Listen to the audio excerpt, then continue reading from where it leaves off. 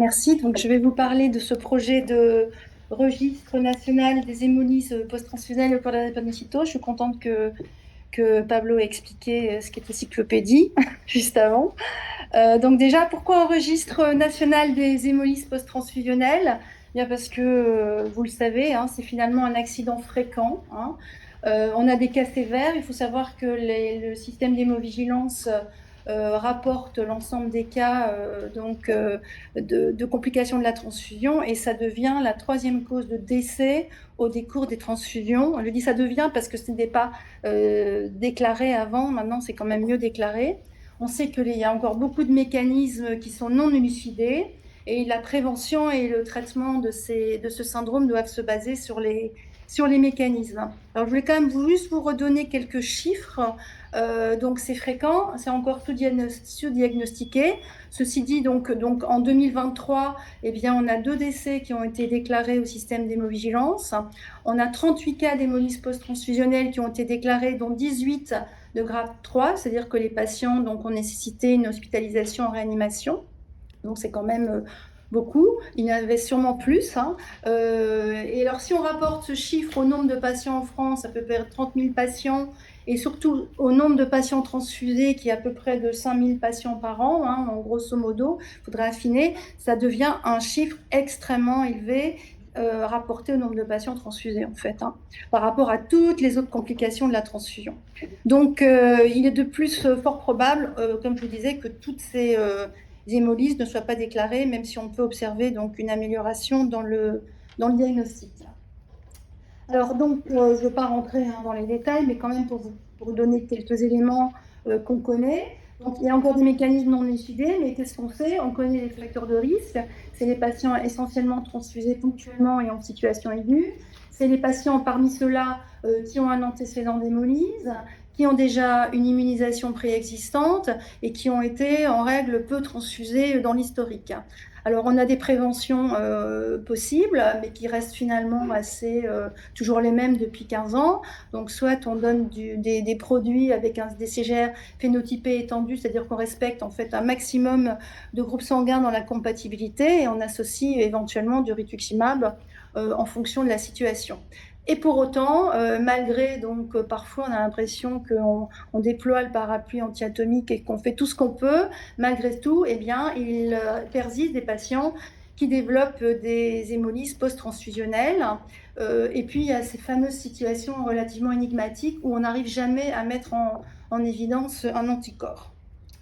Voilà, donc des caractéristiques clinico-biologiques donc, qui sont particulières, des accidents qui se manifestent en général par des crises vaso-occlusives, ce qu'on appelle de l'hyperémolie, c'est-à-dire qu'en fait, il y a non seulement la destruction des globules rouges transfusés, mais aussi la destruction des propres globules rouges du patient, et aussi donc une dépression, une érythropoïèse qui ne fonctionne plus, donc une réticulopénie. Donc, comme je vous le disais, dans 30% des cas, on n'arrive pas à mettre en évidence d'anticorps. Il y en a peut-être, hein, mais en tout cas, nos techniques ne nous le permettent pas. Et si on retransfuse, eh bien, on peut exacerber l'hémolyse. Et ce sont des accidents qui peuvent être récurrents pour un même malade. Donc, je n'irai pas au-delà pour les explications. Simplement, je voulais juste vous montrer ça, mais je ne vais pas rentrer dans les détails.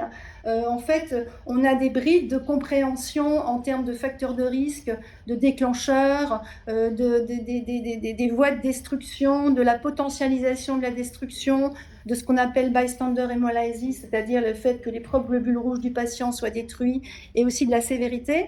Mais en fait, quand on fait des présentations dans un congrès, on n'arrive pas à faire un super scénario comme les Américains. Vous savez, un début, une fin, ça bouge et tout le monde a compris, on est content. On a juste comme ça des brides qui viennent d'éléments in vitro, d'études transversales, etc., ou voire même d'études chez la souris. Mais on a encore beaucoup de choses que l'on ne comprend pas, même si, malgré tout, on avance. Donc, je ne rentre pas dans les détails, mais c'est juste pour vous montrer un peu. Moi, maintenant, je présente les choses comme ça. Et puis, voilà. Alors, comment avancer? Eh bien, justement, créer un registre qui va nous permettre d'analyser tous les cas d'hémolyse post-transfusionnelle dans leur diversité. Ça va peut-être nous permettre d'avancer sur de nouvelles voies de recherche avec des groupes qui auraient des choses en commun, etc. Et ensuite, parallèlement donc, au registre où on va donc renseigner un nombre très important, je l'espère, de données, et bien créer aussi une bibliothèque donc à l'usage des chercheurs qui auraient des idées à développer et qui pourraient donc utiliser cette bibliothèque. Donc le choix du registre, eh bien, il s'est porté sur Cyclopédie. Donc Pablo vous l'a dit, hein, Cyclopédie, c'est un dossier patient. Mais il faut créer un CRF. Alors, tu n'as pas dit ce que ça voulait dire. Moi, je me suis renseignée. Ça veut dire Case Report Form. Voilà. Pour ce registre, donc associé à une bibliothèque. Donc, c'est l'élément recherche associé donc, au dossier patient. Hein. Et donc, en plus, si le patient est déjà répertorié, donc c'est ce que Pablo m'a expliqué, hein, si le patient est déjà répertorié dans Cyclopédie, bah déjà, ces données, elles pourront basculer dans le CRF. S'il n'est pas répertorié, il faudra évidemment répertorier un certain nombre de données. Donc voilà, c'est Cyclopédie et le CRF associé qui va faire l'objet, qui a été choisi pour ce registre. Alors, quels seront les acteurs? C'est-à-dire que malheureusement, les acteurs, c'est ceux qui vont devoir renseigner les données. Et ça, évidemment, ce n'est pas toujours ce qu'il y a le plus simple. Donc, à partir du moment où il y aura une hémolyse transfusionnelle qui concerne un de vos patients, et donc il faudra que les cliniciens en charge du patient puissent renseigner les données clinico-biologiques autour de l'hémolyse et certains antécédents clinico-biologiques de la maladie, hein, parce qu'on veut aussi savoir quel type de patient développe, etc. Du côté transfusion, eh bien, les biologistes de l'EFS ou du dépôt de délivrance qui a donc délivré les produits devront renseigner toutes les données transfusionnelles de l'événement, mais aussi les antécédents, etc. Et donc, on espère faire ça, alors moi je vais appeler ça comme ça, hein, avec le support d'un gestionnaire, disons, scientifique. Voilà.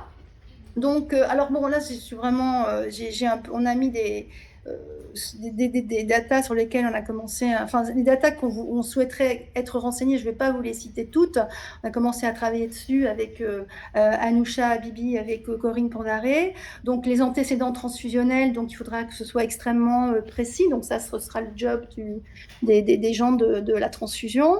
La description clinico-biologique de la maladie, donc je n'ai pas détaillé, mais donc il y aura un certain nombre d'éléments à renseigner pour qu'on voit bien de quelle maladie, enfin quel est le phénotype de la maladie, si je puis dire. Hein. Peut-être qu'on aura aussi des pistes avec des groupes de patients, peut-être qui sont plus susceptibles de faire cet accident que d'autres.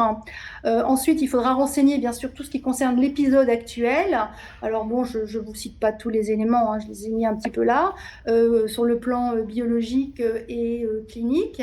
Donc vous voyez, il y a plein de choses à rentrer. On va faire on a envie de faire une espèce de liste exhaustive, mais on comprend bien que tout ne sera pas évidemment disponible. Mais comme ce sera au moment de l'hémolyse, peut-être que certains éléments qu'on n'aurait pas pensé regarder, on pourra le faire en fait. Hein, donc voilà.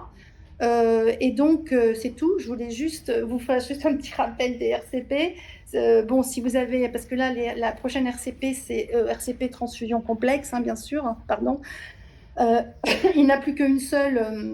Il y en a une le 15 juillet pour les pédiatres, enfin pour les enfants, et ensuite ça reprend en septembre. Et si vous avez des problématiques urgentes cet été, eh bien, il faut contacter une des personnes indiquées sur ce document et on essaie de se réunir pour malgré tout donner des conseils si c'est nécessaire. Je voulais juste le rappeler. Voilà. Voilà, je vous remercie.